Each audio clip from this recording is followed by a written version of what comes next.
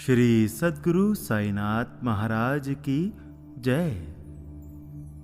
बाबा अंतर्यामी थे। उन्हें हर बात का पहले से ही ज्ञान होता था। एक बार नाना साहेब व उनके एक हरिदास मित्र जो जगह जगह घूम घूम के कीर्तन किया करते थे, उन दोनों को शिरडी से अहमदनगर जाना था। रेलगाड़ी छूटने से कुछ ही समय पहले दोनों बाबा से अहमदनगर जाने के लिए आज्ञा मांगने आए। तो बाबा ने दोनों से कहा, आप दोनों खाना खाने के बाद ही स्टेशन जाना। नाना को तो बाबा के वचनों पर पूर्ण विश्वास था। उनके लिए बाबा के वचन सर्वमान्य थे। इसलिए उन्होंने आराम से भोजन ग्रहण किया और फिर स्टेशन गए।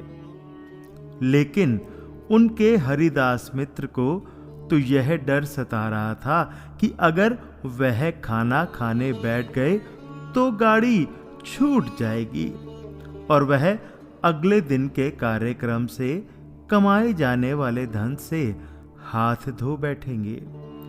बाबा के वचनों पर ध्यान दिए बिना ही हरिदास जी समय से पहले ही कोपरगांव स्टेशन पहुंच गए। वहां जाकर पता चला कि रेलगाड़ी पीछे से ही देरी से आ रही है, अतः कोपरगांव स्टेशन पर देर से पहुंचेगी, जिसके फलस्वरूप हरिदास जी को कई घंटे स्टेशन पर व्यर्थ ही रेलगाड़ी की प्रतीक्षा करते हुए बिताने पड़े। बाबा को तो अपने अंतर्ज्ञान से गाड़ी के देर से आने का पूर्व आभास हो गया था, अतः बाबा की आज्ञा का पालन करके नाना साहेब तो भोजन करके समय से स्टेशन पहुंच गए।